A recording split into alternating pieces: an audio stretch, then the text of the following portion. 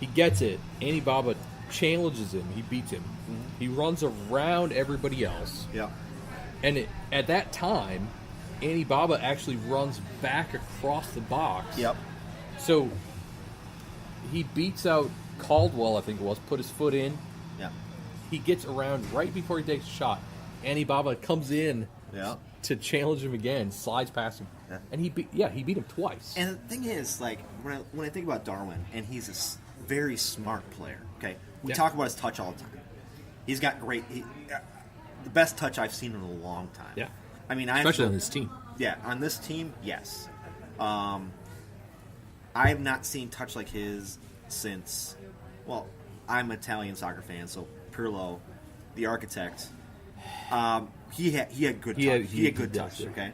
Even in MLS.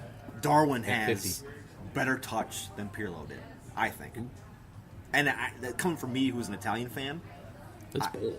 It is bold. Pirlo didn't score a lot he wasn't a big goal scorer, though. He was more of a setup guy because he was he's a midfielder, stuff like that. Darwin has better touch than him. And when I look at that goal, I think his first thought was, I'm going to come around that corner. I'm going to try to set Ibarra or Ramirez, somebody in front of the goal. But then he saw an opening, a sliver of an opening. Right. And he took that opening, and it was a shot that nobody else in MLS, I think, can make. That's a bold statement, but I don't think anybody else in MLS makes that shot. Well, with the fact that he had, 5 defenders? Well, he was covered by everybody. Yeah. I would agree with you. Yeah. He also debatably nutmegged his own teammate. Yeah. I mean, because if you look at Ibarra... Yes. It was almost like he faked out Ibarra. He did, yeah. I mean, it was the most chaotic goal. It reminded me a lot of... I have a 6-year-old who's in soccer right now. That play reminded me of a lot of their play because they all want to get the ball at the same time. Right. They don't spread out. They just kick. And if your own teammate has the ball, your other teammates are coming up and kicking it, trying to get away from you, even though they're on the same team. Right. It reminded me of that because Ibarra was right there, wrong place, wrong time. Right. And Darwin was like, sorry, Miguel, I'm gonna take it, because I'm just trying to be a leader here. And we need that on this flipping team. Yeah, we definitely do. And I think it's good to see that Quintero is interested in that. He is, yeah. Because, sometimes players come in and later find out, my God, this is not what I signed up for. Yeah, yeah. But he is fully into the idea that this is my team. He has made he has made the United his team. Yeah. And I've mentioned this before on podcasts when he's had good games and they've lost. And I'm like, at what point does he just pick the ball up and go home because he doesn't want to play with this team of guys who don't want to play with him. Right. But I think lately he's found out that Ibarra can play with him and he can play off Ibarra. Christian to a point. Yep. He can get it to Christian, and Christian can finish if Christian can finish. Yeah, and just to that, because we brought it up just to clarify, so Ramirez has 5 goals on the season. His last before this most previous game was on the 23rd of June against Colorado. Okay. So how many games was that before? It's 5 games? It was 4 weeks, I think. 4 weeks. Okay. So it's probably 6 games. Well, including the friendly. If you count that, it would be. Yeah. So, I mean, I think Darwin has found that he's got some teammates he can play with. Right. He cannot play with Gomez, who I shouldn't be naming. I don't think anybody can play with Gomez at this point. I just don't. It's possible. You don't remember in the beginning of the year I got on Schuler a little bit because he would give up the ball. You were wrong about that, by the way. I was wrong. He picked it up. He decided that he was going to play better, and he'd get rid of the ball faster. Gomez, on the other hand, has not done that. Has gotten worse. Yeah. He gets the ball, and bad things happen. So, back to Ramirez. Mm-hmm. His celebration. Yes. He sits down. Yes. I started on about this. So, E Pluribus Lunum called him a sitting duck because of the Rodriguez signing, which we'll get to in a minute.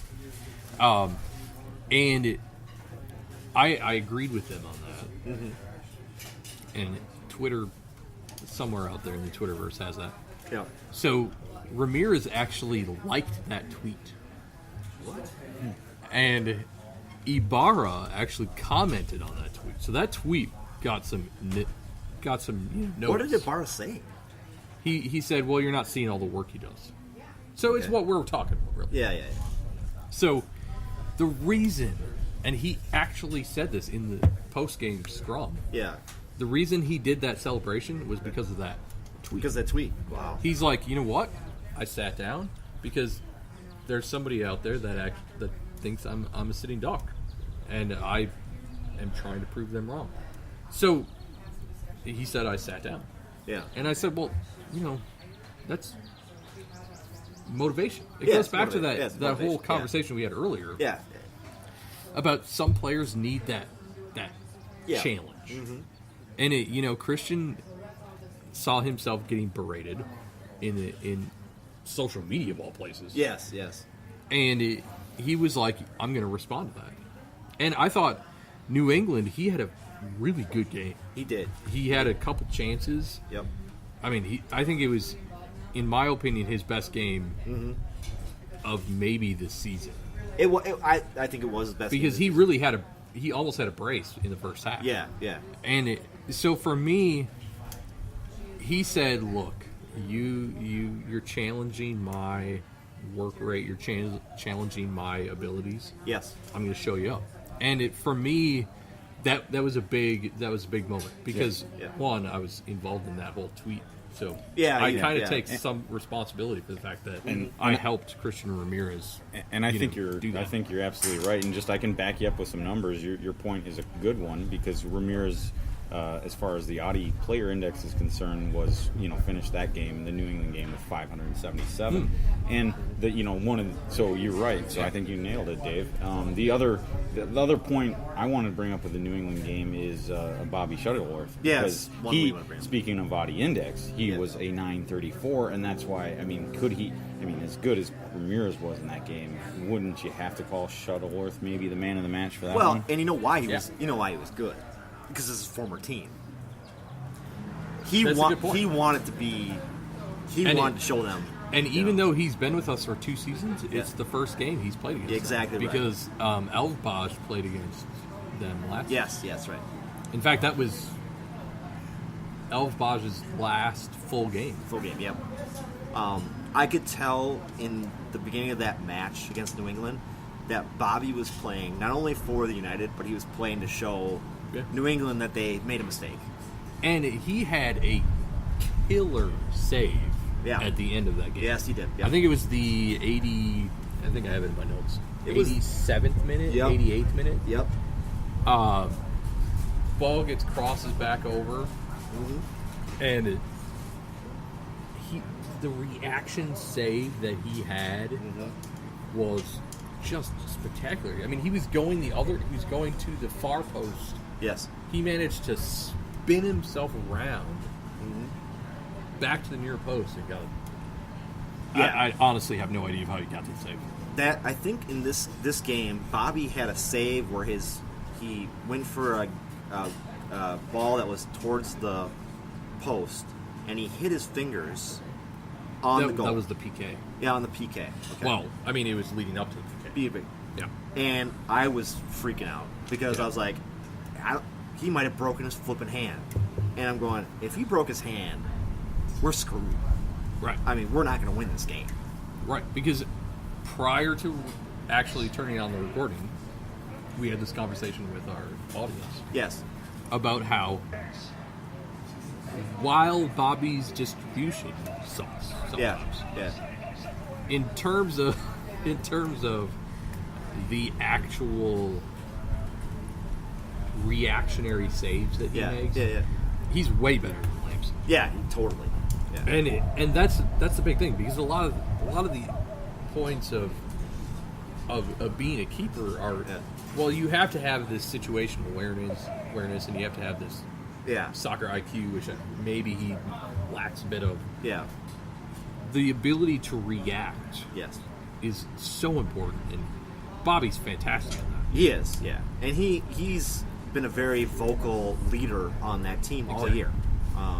Whenever there's shots on goal, he is out there giving instructions, saying, "Hey, you weren't in the right spot. You need to be over here. You need to do this." Yeah. And that's what you want from a goalkeeper. Right. You don't want a guy who just kind of is blah. Right. You know, shots taken, and he just kind of sits back like, whatever. And I think, even though Calvo is captain, Mm-hmm. I think that Bobby is like Adrian Heath's spirit animal. Yes. Because those two seem to be on the same page Yep. when it comes to how bad the defense is. Yeah.